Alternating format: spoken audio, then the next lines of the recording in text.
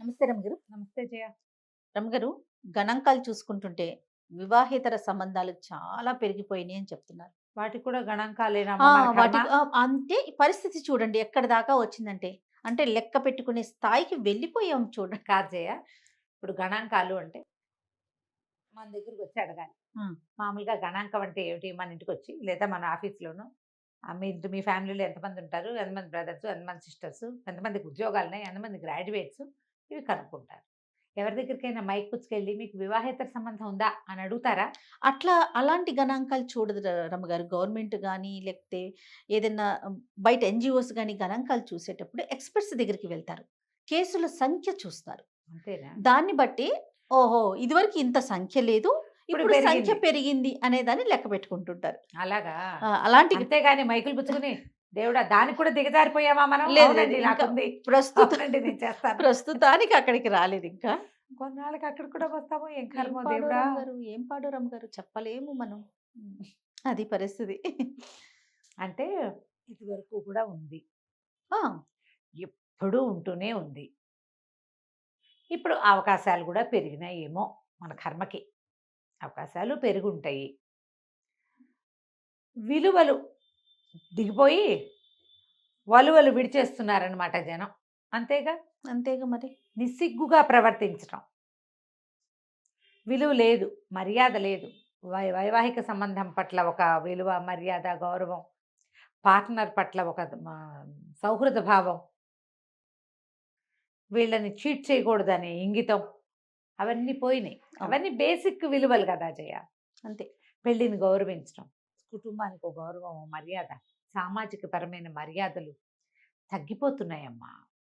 రాను రాను ఇదివరకు దీన్ని రహస్యంగా ఉంచాలని భావించేవాళ్ళు. ఎప్పుడైనా ఒకసారి ఏదైనా జరిగితే దాన్ని కప్పెట్టేవాళ్ళు. ఇప్పుడు ఏమిటో మరి జనం ఇలా రకరకాలుగా తయారయ్యారు. ఇప్పుడు ఈ గణాంకాల రీత్యా ఎక్స్‌పర్ట్స్ ఏమంటున్నారంటావు? ఇప్పుడు పెరిగినాయి అంటున్నారా వాళ్ళు కూడా? సంఖ్య అయితే ఇదివరకుటితో పోల్చుకుంటే కాస్త పెరిగిందనే చెప్తా ఉన్నారు రమ్మగారు. అంటే అంటే ఇప్పుడు దానివల్ల డివోర్స్‌లు అవి ఆ! పెరుగుతున్నాయా? అదే అనబోయాను. ఆ! డివోర్స్ సంఖ్య కూడా. ఇప్పుడు లాయర్‌ల చుట్టూ వెళ్ళేవాళ్ళు, కోర్టు మెట్టెక్కేవాళ్ళు, రకరకాల సమస్యలు తెక్కుతారు. వాటిల్లో ఇవి ఎక్కువైనాయి అనేది మనకి వినిపిస్తా ఉంది. నా అబ్జర్వేషన్ కూడా ఒకటుంది ఇందులో. ఏదో ఎప్పుడో ఏదో ఒక చిన్న పొరపాటు చేశాము. దా దాని ప్రభావం ఆ వైవాహిక జీవితం మీద ఉంది. దీన్ని ఎట్లా కవర్ చేసుకోవాలి అని కౌన్సిలర్‌ల దగ్గరికి వెళ్తున్న వాళ్ళ సంఖ్య కూడా ఉండుండొచ్చు. అంటే నేను ఏదో ఒకటో అరో నాకొస్తున్నాయి అని నేను అనుకుంటున్నా. కాదు ఇప్పుడు నువ్వు చెప్పిన దాని ప్రకారం చాలా వాటికి వెళ్ళిపోతున్నట్టు. హ్మ్. అంతే గదా! అంతేగా. హ్మ్. అంటే ఇదివరకటికి ఇప్పటికి ఒక డిఫరెన్స్ ఉందేమో అనిపిస్తుంది జయ. ఇప్పుడు ఉద్యోగ సంస్కృతి పెరిగిపోయింది కదా! అవును. ఈ ఉద్యోగాల్లో ఇలాంటి పీపుల్ కలిసి ఉండే అవకాశాలు ఎక్కువ. హ్మ్. ఇప్పుడు ఎవరిళ్ళల్లో వాళ్ళు ఉండటం, ఆడాళ్ళు ఇంట్లో ఉండటం, మగవాళ్ళు ఉద్యోగాల్లో ఉండటం కాదు గదా! ఆడ, మగ ఉద్యోగాల్లో ఉండటం. అవును. అండ్ మరి మీరు అబ్జర్వ్ చేశారో లేదో కానీ నా అబ్జర్వేషన్ ఒకటుంది. చాలామంది ఆన్‌లైన్ కాపురాలు చేసేస్తున్నారు. మా హస్బెండ్ లేదా నా వైఫ్ ఇలా ప్రవర్తిస్తున్నారని అని కౌన్సిలర్‌ల దగ్గరికెళ్ళే వాళ్ళ సంఖ్య కూడా పెరిగింది. నేనేమో 2, 3 కేసులే నేనెక్కువ వినలా. కానీ నా నా దగ్గరకొచ్చినవే ఉన్నాయి. నేను ఎవరితో మాట్లాడినా వాళ్ళు అవునని చెప్తున్న ఇవి కనపడుతున్నాయి. హ్మ్. ఇంట్లో వైఫు, గీఫు అన్నీ మామూలుగానే ఉంటాయి. వీళ్ళు ఆన్‌లైన్‌లో ఇద్దరు, ముగ్గురితోటి ఫ్రెండ్‌షిప్పుల్లో ఉంటారు. కొంతమందితో వెర్బల్‌గా మాటల్లోనే కాపరాలు చేసేసే విధానం ఒకటి కనపడుతూ ఉంటుంది. న్యూడ్‌గా చాట్ చేయటం. ఇవన్నీ వివాహేతర సంబంధంగానే చెప్పాలి కదా! అంతేగా. న్యూడ్ చాటింగ్సు లేదా ఎవరితోటైనా వల్గర్‌గా మాట్లాడడము. లేదా ఎప్పుడు ఎవరో ఒకళ్ళతోటి అలా మాట్లాడుకుంటూ ఉండటం. ఈ ఇంట్లో ఉన్న పెళ్ళాన్ని ఇదంతా కూడా వివాహేతర సంబంధంగానే మనం చెప్పాల్సొస్తుంది.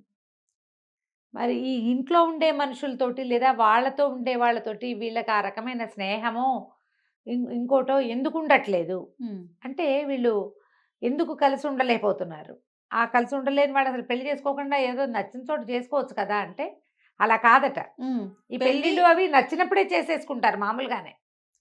కొద్ది రోజులు గడిచేసరికల్లా వేరే కొత్తదాన్ని కోరుకుంటారు. ఈజీగా లభిస్తోంది కాబట్టి ఇది ఎవరికీ తెలిసేదేముంటుంది? అంతేగా. ఒక అమ్మాయి అయితే ఎక్కడో చదివాను నేను. ఆహ్, ఇంచుమించు మా అందరికీ వేరే వెర్బల్ వైఫ్స్ ఉన్నారు మా ఫ్రెండ్ సర్కిల్‌లో ప్రతి వాళ్ళకి. మాట్లాడుకునే వైఫ్‌లు, మాట్లాడుకోవడానికి హస్బెండ్స్ వేరే ఉన్నారు. ఊరికే హస్బెండ్, వైఫ్ అని పేర్లు చెప్తున్నాం. ఆడ, మగ ఎవరికి వాళ్ళకి ప్రత్యేకమైన ఫ్రెండ్స్ ఉంటారు. లేకపోతే ఈ బోర్డమ్‌ని, స్ట్రెస్‌ని జయించడం కష్టం అని ఒక అమ్మాయి చెప్పినట్టు.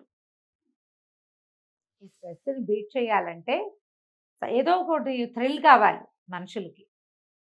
ఆ థ్రిల్ ఓహ్! ఇంట్లో ఉన్న వాళ్ళతోటి లేదా తమతోటే ఉండే వాళ్ళతోటి కంపానియన్ తోటి జీవితం అంత థ్రిల్లింగ్‌గా ఉండదు.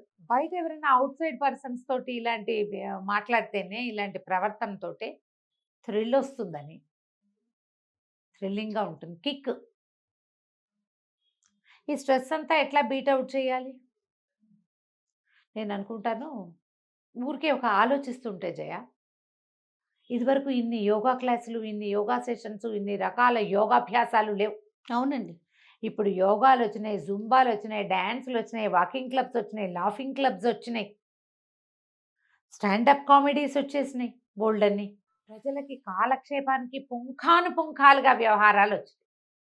ఏమిటి అయినా సరిపోవట్లేదా? ఇంతవరకు ఏవమ్మా ఇవన్నీ? అవునవును. ఏం లేవు. మనకు ఫోన్‌లు కూడా లేవుగా మన బతుక్కి. మన దగ్గర ఏం లేవు మన చిన్నప్పుడు. అవును. ఎప్పుడో ఒక టీవీ వస్తే వారానికి, రోజుకి 2 గంటలో, 3 గంటలో మోగేది. అందులో సగం న్యూసే ఉండేది. అవును. పాపా అని మ్యూజిక్ ఒకటి దానికి. ఆ! గుర్తొస్తుంటే నవ్వొస్తుంది నాకు గుర్తొచ్చినప్పుడల్లా.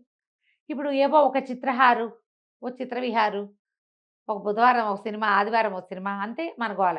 ఇన్ని రకాల కాలక్షేపాలు. దీంట్లో ఇదివరకు ఇన్ని ఊళ్ళు వెళ్ళిపోవడానికి, అక్కడికి ఇక్కడికి వెళ్ళిపోవడానికి ఏం అవకాశాలు ఇదివరకు ఉండేవి కాదు. ఇప్పుడు ఎక్కడికి కావాలంటే అక్కడికి వెళ్ళిపోవచ్చమ్మా. ఏ దేశానికి కావాలంటే ఆ దేశానికి వెళ్ళిపోవచ్చు. అసలు వీసాలే అక్కర్లేని దేశాలే 10, 15 తయారైనాయి ఇప్పుడు. అవును. వచ్చేయండి, వచ్చేయండి మా దగ్గరికని. ఇన్ని ప్రయాణాలు. పోనీ చదువులు తక్కువ అంటే చదివి చదివి చచ్చిపోతున్నారు జనం. అన్నీ ఎక్కువగానే ఉన్నాయి రమ్మగారు. ఇవన్నీ ఉండి స్ట్రెస్‌ని బీట్ చేయడానికి ఈ 30 సరిపోదు. ఈ ఉన్నదంతా సమూహం చాలక ఇంకా ఇప్పుడు ఇలాంటివి. స్ట్రెస్ బీట్ చేయడానికి మన పార్ట్నర్‌ని మోసం చేయాలా? అది ఆలోచించుకో. ఇదొకటి. స్ట్రెస్‌ని బీట్ చేయడానికి ఒక అసహజమైన, అసంబద్ధమైన, ఎవరికీ చెప్పుకోలేని, ఓపెన్ చేయలేని, నలుగురికి తెలిస్తే నగుబాటుగా ఉండే ఒక ధోరణిని అవలంబించాలా? అవలంబించుదాం పోనీ ఏదో తాత్కాలికంగా ఒక్క పూట, ఒక్కసారి ఎప్పుడో. ఎప్పుడూనా మన బతుకి ఒక నిజము, నిలకడ వద్దు? మరి కావాలి గదా! ఇప్పుడు ఇందులో నిజమేది? నిలకడేది? నిజము, నిలకడ లేవు కదా! 2 లేవు. ఏదైనా ఒకసారి ఇట్లాంటివి జరగచ్చమ్మా జీవితంలో. మనుషులం గదా జయ మనం. మానవ సహజంగా తప్పిదాలు జరుగుతాయి. ప్రతి వాళ్ళు ఏదో ఒక బలహీన క్షణానికి లోనవటం అనేది ఒక లోక సహజమైన సంగతి. ఆడైనా, మొగైనా. దానికేం అంత చాలా ఇంకా క్షమ లేదు, మీకు నిష్కృతి లేదని అనలేం. అవును. జరగచ్చు. ఏదో once in a blue moon. That blue moon should be once in a life ఉండాలి. అంతేగా. అంతేగాని ప్రతి నెల వన్స్ ఇన్ ఏ బ్లూ మూన్‌లు ప్రతి నెల వస్తాయంటే ఎట్లా? ఇంకప్పుడు మనం ఎవరికైనా ఏదైనా ఒక ఎథికల్‌గా ఉండు, సరిగ్గా ఉండు, ప్రాపర్‌గా ఉండు అని చెప్పలేం కదా! అస్సలు. మనకు లేదుగా. ఎథిక్ లేదు, ప్రాపర్ థింగ్ లేదు. మనకేం లేదిక్కడ. నువ్వు పిల్లల్ని ఎట్లా సరి చేస్తావు? నీ సబార్డినేట్స్‌ని ఎట్లా సరి చేస్తావు? నీతో ఉన్న సమాజాన్ని సరిగ్గా ఎట్లా ఎక్స్‌పెక్ట్ చేస్తావు? నీ దగ్గర హ్మ్. ఒక్క సరైన సంగతి, ఒక సంగతి లేనప్పుడు, ఇది లేకపోతే బేసిక్ క్యారెక్టర్ లేనట్టు కాదా? 100% కదా! అంటే ఇదో ఇంతేనా అంటే అలాగే చెప్పాలి మరి. నీకు ఈ వైవాహిక బంధంతో ఇబ్బంది. ఇప్పుడు అవకాశాలొచ్చినాయి. నేను ఇలాంటి మాటలు మాట్లాడకూడదు గానీ, అవకాశం ఉంది. నీ దారి నువ్వు పో. అప్పుడు నువ్వేదైనా చెయ్యి. పోనీ నీకేది నచ్చిద్దో దాంతోటే ఉండు. లేదు అది కూడా కాదు. అది కాదు. చాలా రోజుల క్రితమే ఈ కథ నేను చెప్పినట్టే నాకు గుర్తుంది. ఇప్పుడు రైటర్ పేరు కూడా మర్చిపోయా. చాలా రోజులైంది. ఆవిడ ఒక కథ రాశారు ఒక ఆవిడ మేడం. టక్కిన పేరు మర్చిపోయాను చూడు. నన్ను క్షమించండి ఆ పేరు చెప్పలేకపోతున్నందుకు. భార్య, భర్త. ఈ భర్తకి ఆఫీస్‌లో ఒక అమ్మాయితో చాలా ప్రగాఢమైన స్నేహం ఉంటుంది. అది నాతో ఉంది అంతే, నువ్వు కూడా నాతోటే ఉంటావని భార్యని బెదిరిస్తాడతను. ఆ అమ్మాయి చచ్చినా ఒప్పుకోదు. ఇప్పుడు నేను కూడా ఎవరితోటైనా ఉంటానంటే నీకు ఓకేనా? నువ్వు ఆడదానివి, నేను మొగాడిని అంటాడు. నేను ఆడదాన్ని సరే మరి అది కూడా అవతలది ఆడదేగా. నువ్వు ఉండేది మొగాడితోటి కాదు. నీతో ఉంటున్న ఆడదానికి వేరే కుటుంబము, వ్యవహారం ఉన్నాయి. అదెట్లా నీతో ఉండగలుగుతోంది? నేనెట్లా ఇంకొకరితో ఉండకూడదు. ఉండకూడదు. నువ్వు మాత్రం ఉంటానంటావు. నువ్వు మొగాడినంటావు. నువ్వు మొగాడివైతే అది ఆడది కదా! ఏం చేస్తుంది? ఓ రోజు సత్యనారాయణ వ్రతానికి పిలుస్తుంది. మొగుడిని తెగ తిట్టిపోస్తుంది. గొడవలవుతాయి.